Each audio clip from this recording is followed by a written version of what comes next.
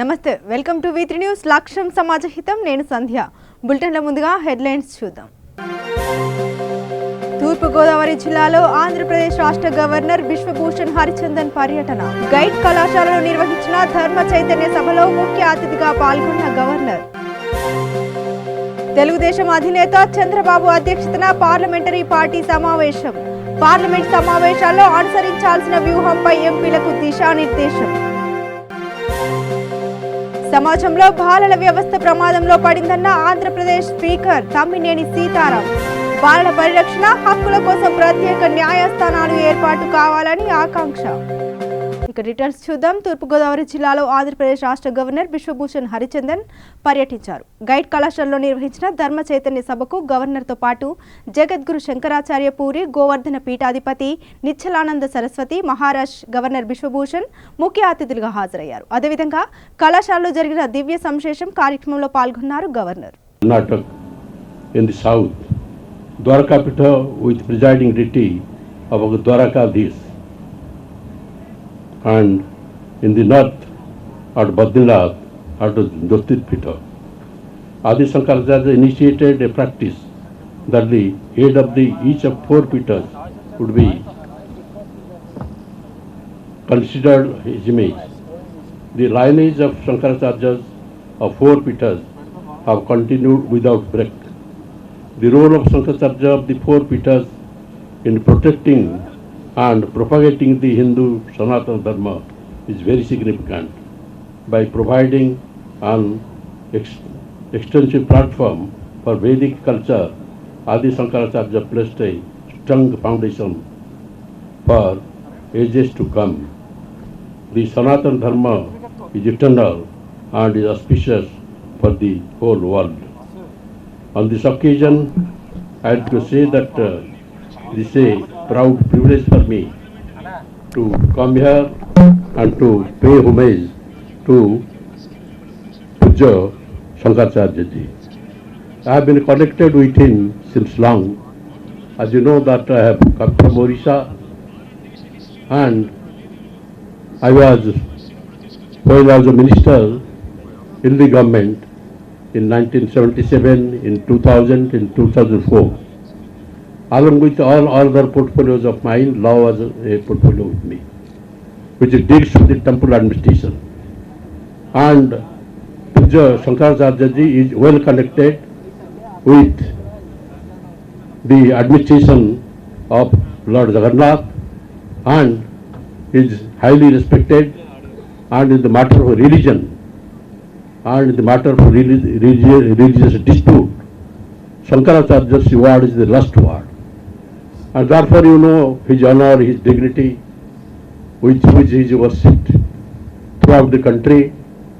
And I have the privilege and opportunity of meeting him at Governor Pit on various occasions, because I am also connected with the temple administration. So this is a happy occasion. This is a great occasion that Shankaracharya has come here. And as Governor of Andhra Pradesh, when I found that Pujya Shankaracharya is coming to my state, therefore it was my first duty to come and pay homage to him, and therefore I have come here. My best wishes to all the devotees who have gathered here to listen to pravachan of Pujya Swamiji, Jadguru Swami Nishchananda Saraswati. Actually, we are all waiting for his speech. We are all waiting for what message Swamiji will give to us, to the people, to the country, and to the people of the world. Therefore, let us hear him. Thank you. Jai Hind. Parliament సమావేశాల్లో అనుసరించాల్సిన వ్యూహంపై తెలుగుదేశం అధినేత చంద్రబాబు అధ్యక్షతన శుక్రవారం parliamentary party సమావేశం జరిగింది. కేంద్రం నుండి ఆంధ్రప్రదేశ్కు రావాల్సిన నిధులు, హక్కులపై పోరాటం తదితర అంశాలపై ప్రధానంగా చర్చించారు. అంతకంటే ముందు తెలుగుదేశం ఎమ్మెల్యేలు, ఎమ్మెల్సీలతో చంద్రబాబు సమావేశమయ్యారు. రాష్ట్రంలో నెలకొన్న తాజా పరిస్థితులపై చర్చించారు. ప్రభుత్వ ప్రజా వ్యతిరేక విధానాలపై నియోజకవర్గాల వారీగా చేపట్టాల్సిన కార్యక్రమాల కార్యాచరణను కూడా నిర్ణయించినట్లు సమాచారం. ఇసుక కొరతపై తలపెట్టిన దీక్ష, ప్రజాభిప్రాయాలపైన కూడా నేతలతో చర్చించారు చంద్రబాబు.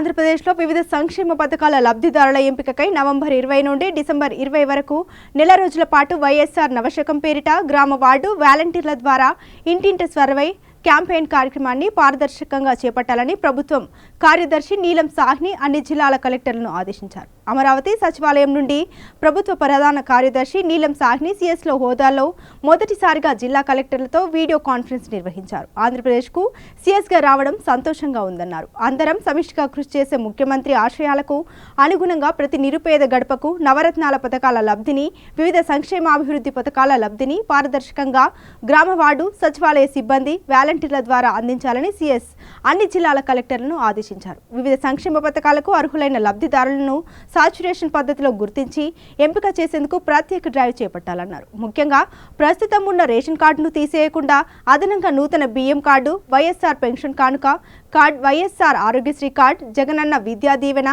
జగనన్న వసతి దీవెన కార్డుల పంపిణీకి లబ్ధిదారుల గుర్తింపునకు సత్వరమే చర్యలు చేపట్టాలన్నారు.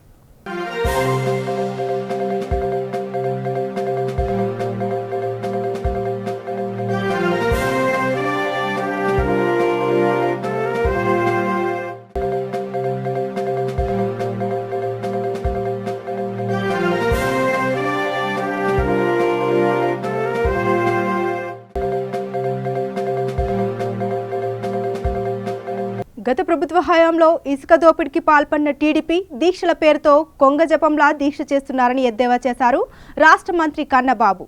ఇసుక కారణంగానే భవన నిర్మాణ కార్మికులు ఆత్మహత్య చేసుకుంటున్నట్లు ప్రచారం చేయడం తగదన్నారు. అనూహ్యంగా వచ్చిన వరదల వల్లే కొరత ఏర్పడిందన్నారు. గత వారం కంటే ప్రస్తుత పరిస్థితి చాలా మారిందని, ఇప్పుడు విశాఖలో ఆన్లైన్లో దరఖాస్తు చేసుకున్న 2 గంటల్లోనే సరఫరా చేసే పరిస్థితి వచ్చిందన్నారు. ఇసుకను కృత్రిమ కొరత సృష్టించిన బ్లూ ఫ్రాంక్స్ సంస్థ వ్యవహారం సిఐడి విచారణలో బయటపడుతుందన్నారు. విశాఖలో 30,000 టన్నుల ఇసుక అందుబాటులో ఉందని వెల్లడించారు. వైఎస్ఆర్ సిపి ప్రభుత్వం రాజకీయాలకు అతీతంగా పారదర్శక పాలన అందిస్తుందని కన్నబాబు తెలిపారు. చాలా కాలం తర్వాత విశాఖపట్నం చారిత్రాత్మకమైన కలెక్టరేట్లో అడుగుపెట్టడం ఒక అనుభూతి కలిగిస్తుంది. ఇప్పుడే కలెక్టర్ గారికి చెప్తున్నాను, కొన్ని సంవత్సరాల తర్వాత మళ్ళీ ఈ హిస్టారికల్ కాంప్లెక్స్లోకి, ఈ హెరిటేజ్ బిల్డింగ్లోకి వచ్చారు. ఈ అవకాశం కల్పించిన గౌరవ ముఖ్యమంత్రి జగన్మోహన్ రెడ్డి గారికి మనస్ఫూర్తిగా కృతజ్ఞతలు తెలియజేస్తూ హాజరైన మీడియా మిత్రులందరికీ నా హృదయపూర్వక నమస్కారాలు. ఈరోజు ఇన్ఛార్జ్ మంత్రిగా వచ్చి ఉదయం నుంచి కార్యక్రమాల్లో పాల్గొన్నాం.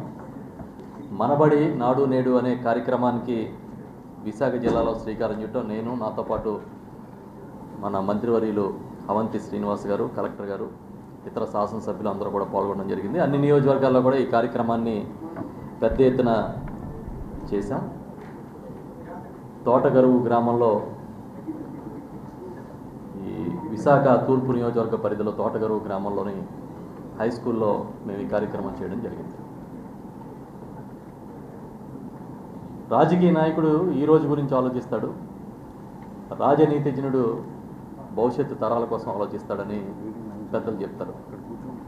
ఇవాళ భవిష్యత్ తరాల కోసం ఆలోచించే జగన్మోహన్ రెడ్డి గారు ఈ దేశంలో చారిత్రాత్మకమైన సంస్కరణలు ఎన్నో తీసుకొస్తున్న సంగతి మీకు తెలుసు. అందరం గ్రామ స్వపరిపాలన గురించి మాట్లాడతాం, ఉపన్యాసాలు ఇస్తాం, కానీ ఆయన వచ్చిన 3 నెలల కాలంలోనే గ్రామ స్వపరిపాలనకి సంబంధించి ఒక పెద్ద సంస్కరణ తీసుకొచ్చి గ్రామ సచివాలయాల వ్యవస్థను ఏర్పాటు చేశారు. 1,40,000 ప్రభుత్వ ఉద్యోగాల్ని కేవలం ఆయన వచ్చిన 4 నెలల లోపు నియామకాలు చేసి, బహుశా దేశంలోనే ఇంత పెద్ద రిక్రూట్మెంట్ ఎప్పుడు జరిగి ఉండదనే పరిస్థితిని క్రియేట్ చేశారు. దాంతోపాటు ప్రభుత్వ సేవలు ఇంటింటికి అందించాలనే ఉద్దేశంతో వాలంటీర్స్ వ్యవస్థని ఏర్పాటు చేశారు. ఇప్పుడు ఒక పక్కన విద్యని, ఇంకో పక్కన వైద్యాన్ని ప్రభుత్వ పరంగా పటిష్టం చేయడం కోసం కార్యక్రమాలు టేకప్ చేశారు. ఇవాళ మనం చేసిన నాడు నేడు కార్యక్రమం కూడా అదే.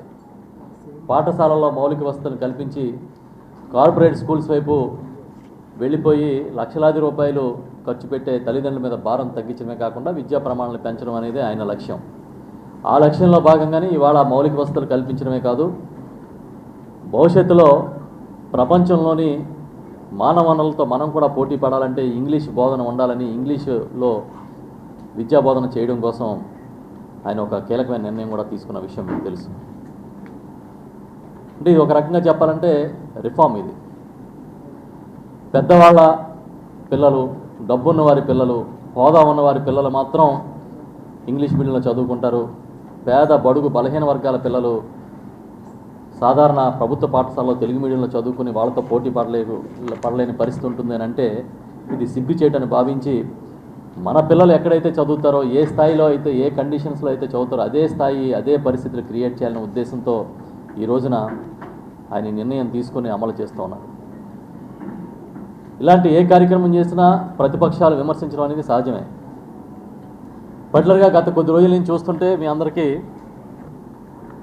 ఈ రాష్ట్రం మొత్తం ఇసుక, ఇంగ్లీషు ఈ రెండింటి మీద నడుస్తుంది. ఏమీ దొరక్క చంద్రబాబు నాయుడు గారు, వారి అనుచరులు, వారి అనుబంధ పార్టీలు ఇదే పని మీద ఉన్నాయి. ఇంగ్లీషు బోధన అంటే ఏదో తెలుగుని రద్దు చేస్తున్నంతగా తాపత్రయపడిపోయి బాధపడిపోతూ ఉన్నారు. అదే పెద్ద మనుషులు గత సంవత్సరం అధికారంలో ఉన్నప్పుడు ఇంగ్లీష్ బోధనని మున్సిపల్ స్కూల్స్లో ఇంగ్లీష్ మీడియం తీసుకొచ్చిన విషయం ఆయన మర్చిపోయాడు. ఇప్పుడు అదే విషయాన్ని పట్టుకుని పెద్ద రాద్ధాంతం చేస్తూ ఉన్నారు, పెద్ద పెద్ద మాటలు మాట్లాడుతున్నారు. కానీ ఈరోజు మేము పాఠశాలలో తిరిగినప్పుడు అక్కడ ఉన్న పిల్లల మనోభావాలు చూస్తే, వారి తల్లిదండ్రుల మనోభావాలు చూస్తే చాలా ఆనందంగా కనిపించారు. ప్రజలకి ఏం కావాలి, నిజాయితీగా అది ఇవ్వగలగడం అనేది ప్రభుత్వ లక్ష్యం. ఆ లక్ష్యాన్ని ఇవాళ జగన్మోహన్ రెడ్డి గారు నిర్వర్తిస్తున్నారని మా అందరికీ అనిపించింది. కాబట్టి ఇంగ్లీష్ అనేది ఆయన విమర్శలకే పనికొస్తుంది తప్ప ప్రజల్లో జగన్మోహన్ రెడ్డి గారి పట్ల వ్యతిరేకతను తీసుకురావడానికి ఏమాత్రం పనికిరాదని ఈ సందర్భంగా నేను చెప్తూ ఉన్నా. ఇంకా ఇసుక కొరతను ఏదో ప్రభుత్వమే సృష్టించినట్టుగా, గతంలో మాదిరిగా తెలుగుదేశం పార్టీ నాయకులు ఇసుకతో వ్యాపారం చేసి కోట్లు గడించడం ఎలా అనేది వాళ్ళకి తెలిసినట్టుగా ఈ ప్రపంచంలో ఎవరికీ తెలియదు. ఇసుక, మట్టి, బూడిద ఎక్కడ దొరికితే అక్కడ తవ్వుకుని అమ్మేసుకున్న ఘన చరిత్ర వారిదే. ఈ ప్రభుత్వం కూడా అలా ఉందేమో అని చెప్పి వారు బాధపడిపోతున్నట్టుగా నటిస్తూ పెద్ద ప్రచారం చేస్తూ ఉన్నారు. చంద్రబాబు నాయుడు గారు ఎప్పుడూ చెప్తారు, నేను సంక్షోభాల నుంచి అవకాశాలు సృష్టించుకుంటాను అని. ఇప్పుడు లేని సంక్షోభం నుంచి సంక్షోభాన్ని కూడా ఆయనే సృష్టించినట్టుగా నటిస్తూ దాని నుంచి అవకాశాలు సృష్టించుకుంటా ఉన్నాడు ఆయన. సమాజంలో బాలల వ్యవస్థ ప్రమాదంలో పడిందని స్పీకర్ తమ్మినేని సీతారాం ఆవేదన వ్యక్తం చేశారు. బాలల పరిరక్షణ, హక్కుల కోసం ప్రత్యేక న్యాయస్థానాలు ఏర్పాటు కావాలని అభిలాషించారు. బాలల్లో నేర ప్రవృత్తి రోజురోజుకు పెరుగుతోందని ఆందోళన చెందారు. తల్లిదండ్రుల దగ్గర నుండే పిల్లల్లో నేర ప్రవృత్తిని అరికట్టాల్సిన అవసరం ఉందని తెలిపారు. అయితే తల్లిదండ్రుల అరాచకం మీద కూడా చట్టాలు రావాలని ఆయన ఆకాంక్షించారు. వీటిపైన ప్రభుత్వాలు దృష్టి సారించాలని కోరారు. ప్రపంచవ్యాప్తంగా బాలల వ్యవస్థపై చర్చ జరుగుతోందన్నారు. యుఎన్ఓ అసెంబ్లీ బాలలపై చేసిన తీర్మానాలను బాలల పరిరక్షణ సంఘాలు ప్రజలకు చేరవేయాలన్నారు. బాలల చట్టాలను ఉక్కుపాదంతో అమలు చేయాల్సిన బాధ్యత ప్రభుత్వందేనన్నారు. సమాజంలో పిల్లల పట్ల ఆలోచన మారాలన్నారు. దైవ స్వరూపులైన బాలలను బలత్కరిస్తున్న వైనాలు దురదృష్టకరమని ఆయన విచారం వ్యక్తం చేశారు. ఏపీ శాసనసభలో బాలల పరిరక్షణకై చర్చ జరపాలన్న ప్రతిపాదనపై ముఖ్యమంత్రి వైఎస్ జగన్మోహన్ రెడ్డితో మాట్లాడి చర్చలు జరిగేలా కృషి చేస్తానని తమ్మినేని సీతారాం హామీ ఇచ్చారు. నాకు తెలిసి రెండు నిద్రపోవడం వేరు, నిద్రపోయినట్టు నటించడం వేరు. సమస్యలు లేకపోయినా సమస్యలు ఉన్నాయని మాట్లాడుకోవడం ఒకటి. What all the assurances he has given in the time of Padayatra, that all is going to be cleared phases manner, most positively. ఇక రెండవది ఏముంది, ఏం మాట్లాడతారు, మాట్లాడినాము ఎవరు ఇవి ఇక్కడ దీనికి ఏముంది, ఇందులో పెద్ద డిస్కషన్ ఏముంది. నాకు తెలిసి అన్ని కూడా నాకు ఒక ప్రజాక్షేత్రంలో నిలబడి ఒక నాయకుడు ఒక మాట చెప్తే చాలా స్పష్టంగా నేను చెప్తున్నా, ఇవాళ అది ఒక భగవద్గీత కంటే, మహాభారతం కంటే, రామాయణం కంటే, బైబిల్ కంటే, ఖురాన్ కంటే గొప్ప పవిత్రమైనటువంటి ప్రజల ముందు నిలబడే మాట. ఆ మాటను నిలబెట్టుకొని ముందుకు వెళ్తున్నటువంటి ఈ ప్రభుత్వం, ప్రజాప్రభుత్వం, సామాజిక ప్రభుత్వం, అద్భుతమైనటువంటి చట్టాలు తెచ్చే ప్రభుత్వం, తేవటం కాదు ఇంప్లిమెంట్ చేసే ప్రభుత్వం within a short span of time.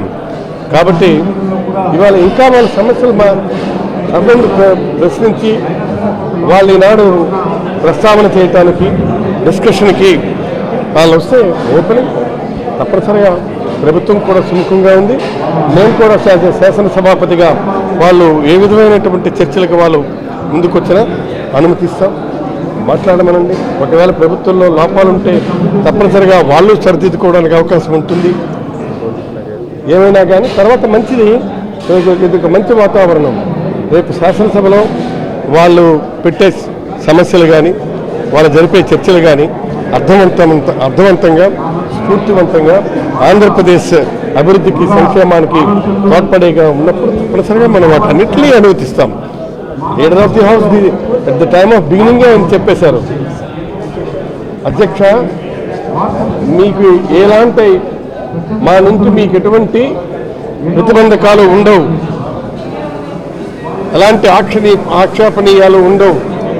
శాసనసభను మీరు ఒక సీనియర్గా మీకు నడిపే అనుభవం ఉంది, మీకు పూర్తి స్వేచ్ఛా స్వాతంత్రం ఈ సభ కల్పిస్తుంది. సభానాయకుడిగా నేను చెప్తున్నాను అన్న తర్వాత ఇంకేముంది, we can run the show.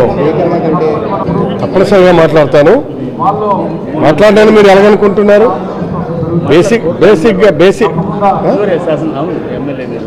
నేను బేసిక్గా MLA, I'm N elected representative. Brother మీరు అడిగిన దానికి క్లారిఫికేషన్ మళ్ళీ చెప్తున్నాను. నేను ప్రజలు ఎన్నుకున్న శాసనసభ సభ్యుడిగా నన్ను స్పీకర్గా నన్ను ప్రతిపాదించారు. I'm not been nominated. Chandrababu దీక్షలు కొంగచేపం లాంటివని మంత్రి పిల్లి సుభాష్ చంద్రబోస్ అన్నారు. తూర్పుగోదావరి జిల్లాలో కాకినాడలో మీడియాతో మాట్లాడుతూ కేవలం చంద్రబాబు రాజకీయ లబ్ధి కోసమే తప్ప దీక్షలతో ఎటువంటి ప్రయోజనం లేదని వ్యాఖ్యానించారు. ఇసుక రవాణాలో అక్రమాలకు పాల్పడితే 2 లక్షల రూపాయలు జరిమానా విధిస్తామని హెచ్చరించారు. బయట 2 నెలల 15 రోజుల నుంచి గోదావరి నదికి, కృష్ణా నదికి, పెన్నా నదికి వరదలు వస్తూ ఉన్నాయి. వరదలు అదేమి ఇసుక అంటే మనం మానవులు తయారు చేసేది కాదు, ఏం మిషన్ తయారు చేసేది కాదు.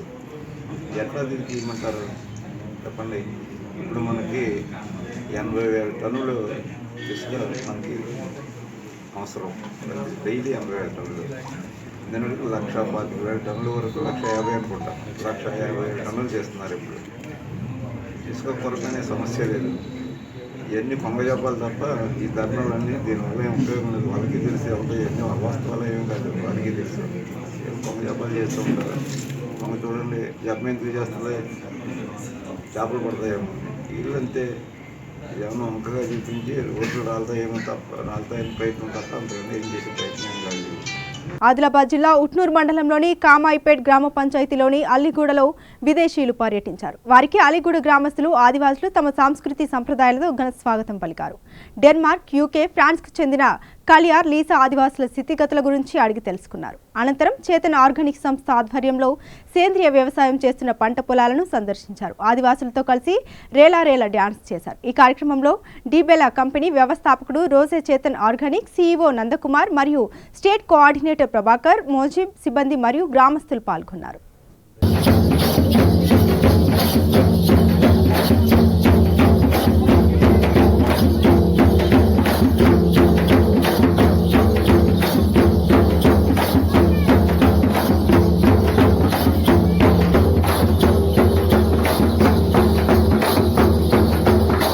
నిజామాబాద్ జిల్లా రుద్రూర్ మండలం రాయ్కూర్ క్యాంప్ గ్రామంలో స్పీకర్ పోచారం శ్రీనివాసరెడ్డి ఆకస్మికంగా పర్యటించారు. ఈ సందర్భంగా 25 లక్షల రూపాయలతో నిర్మించిన కమ్యూనిటీ భవనాన్ని ప్రారంభించారు. అనంతరం ఆయన మాట్లాడుతూ నియోజకవర్గంలో ఇప్పటి వరకు 6,000 డబుల్ బెడ్రూమ్ నిర్మించడం జరిగిందని, మళ్లీ 9,000 డబుల్ బెడ్రూమ్ ఇళ్లు మంజూరు చేయించి రాష్ట్రంలో నియోజకవర్గాన్ని మొట్టమొదటి స్థానంలో ఉంచనున్నట్లు తెలిపారు. దేశంలో ఎక్కడా లేని విధంగా అభివృద్ధి పనులు తెలంగాణ రాష్ట్రంలో జరుగుతుందన్నారు. దేశానికి ముఖ్యమంత్రి కేసీఆర్ ఆదర్శమన్నారు. అన్ని వర్గాల ప్రజల సంక్షేమం కోసం తెరాస ప్రభుత్వం అహర్నిశలు కృషి చేస్తుందన్నారు. ఈ కార్యక్రమంలో ZPTC Naroji Gangaram, market committee chairman Bandela Sanju, society chairman Patti Ramu, MPP Akkapalli Sujatha Nagender, vice MPP Sailu, మండల తెరాస పార్టీ అధ్యక్షులు పత్తి లక్ష్మణ్ తదితరులు ఉన్నారు. 25 లక్షల రూపాయలతో మరియు గ్రామ పెద్దల కొంత విరాళంతో నిర్మించుకున్నటువంటి యొక్క కళ్యాణ మండప ప్రారంభోత్సవ సందర్భంలో సభకు అధ్యక్షత వహించినటువంటి సోదరిమణి మన గ్రామ సర్పంచ్ శ్రీమతి నిర్మల రమేష్ గారికి, జడ్పీటీ సభ్యులు సోదరులు నారోజు గంగారాం గారికి, రుద్రూరు ఎంపీపీ అధ్యక్షురాలు సోదరమణి శ్రీమతి సుజాత నాగేందర్ గారికి, కోఆప్షన్ సభ్యులు సోదరులు మస్తాన్ గారికి, అయినటువంటి సోదరులు రమేష్ గారికి, పెద్దలు సంగమేశ్వరరావు గారికి, వేదిక మీద ఉన్నటువంటి నాయకులకు, అధికారులకు, పెద్దలకు, సోదరిములకు, సోదరులకు, ప్రెస్కు, మీడియా. ఆసిఫాబాద్ కొమ్రంభీం జిల్లా జైనూరు మండలంలోని చింతకర్ర గ్రామానికి వెళ్లాలంటే రోడ్డు సదుపాయం లేదు. కెరమెరి ఘాట్ సెక్షన్ నుండి 5 కిలోమీటర్ల మేర కాలినడకన వెళ్లి వాగు దాటి వెళ్లాల్సిందే. చింతకర్ర గ్రామానికి చెందిన మడావి పద్మాబాయి నిండు గర్భిణి పురిటి నొప్పులతో బాధపడుతుండడంతో కుటుంబీకులు 108 వాహనానికి సమాచారం అందించారు. కానీ ఆ గ్రామానికి వెళ్లేందుకు రోడ్డు సౌకర్యం లేక అతి కష్టం మీద వెళ్లిన అంబులెన్స్ గ్రామానికి 3 కిలోమీటర్ల దూరంలోనే ఆగిపోయింది. దాంతో అప్పటికే పద్మబాయికి పురిటి నొప్పులు అధికం కావడంతో ఇంటి నుండి కొంత దూరం ఎడ్లబండి ద్వారా తీసుకువచ్చి ఆటోలో తరలిస్తుండగా మార్గ మధ్యలో ఆటోలోనే మగబిడ్డకు జన్మనిచ్చింది. కానీ తీవ్ర రక్తస్రావం జరిగి ఆయాసం రావడంతో కుటుంబ సభ్యులు గత్యంతరం లేక ఆటోలో వాగు అవతల ఉన్న 108 వాహనం వద్దకు వెళ్లి తీసుకెళ్లి అక్కడి నుండి 12 కిలోమీటర్ల దూరంలో ఉన్న కెరమెరి పిహెచ్సికి తరలించారు. ప్రస్తుతం ఆ తల్లి బిడ్డలు క్షేమంగా ఉండడంతో కుటుంబ సభ్యులు ఊపిరి పీల్చుకున్నారు. అయితే వర్షాలు తగ్గుముఖం పట్టినా ఆ రోడ్డుకు తాత్కాలిక మరమ్మతులు జరగకపోవడంతో అధికారులు, ప్రజాప్రతినిధులు పనితీరుపై గ్రామస్తులు మండిపడుతున్నారు. చింతకర్ర సమీపంలోని వాగుపై బ్రిడ్జి నిర్మించి కనీసం ఆ రహదారికి తాత్కాలిక మరమ్మతులు చేయాలని చింతకర్ర గ్రామ పంచాయతీ పరిధిలోని 4 గ్రామాల ప్రజలు ఆవేదన వ్యక్తం చేస్తున్నారు. మిత్రులారా, ఇది జైనూరు మండలంలోని చిన్నైతాండకు సంబంధించి చింతకర్ర గ్రామ పంచాయతీలో ఒక డెలివరీ జరిగిన మహిళ అంబులెన్స్ వచ్చి వాగు దాటక ఘాట్ మీదకి నిలబెట్టడం జరిగింది. ఇది మీరు లైవ్గా చూస్తున్నారు. ఇది చింతకర్రకు సంబంధించింది. మడావి ఇంద్రు వాళ్ళ భార్య చింతకర్రలో చూడండి ఎంత అధ్వానంగా ఉన్నదో. వార్తలు ముగించే ముందు మరోసారి హెడ్లైన్స్ చూద్దాం. తూర్పుగోదావరి జిల్లాలో ఆంధ్రప్రదేశ్ రాష్ట్ర గవర్నర్ బిశ్వభూషణ్ హరిచందన్ పర్యటన. గైడ్ కళాశాలలో నిర్వహించిన ధర్మ చైతన్య సభలో ముఖ్య అతిథిగా పాల్గొన్న గవర్నర్. తెలుగుదేశం అధినేత చంద్రబాబు అధ్యక్షతన పార్లమెంటరీ పార్టీ సమావేశం. పార్లమెంట్ సమావేశాల్లో అనుసరించాల్సిన వ్యూహంపై ఎంపీలకు దిశానిర్దేశం. సమాజంలో బాలల వ్యవస్థ ప్రమాదంలో పడిందన్న ఆంధ్రప్రదేశ్ స్పీకర్ తమ్మినేని సీతారాం. బాలల పరిరక్షణ, హక్కుల కోసం ప్రత్యేక న్యాయస్థానాలు ఏర్పాటు కావాలని ఆకాంక్ష. ఇవి బులెటిన్ అప్డేట్స్. మరిన్ని అప్డేట్స్ కోసం చూస్తూనే ఉండండి V3 న్యూస్. లక్ష్యం సమాజహితం.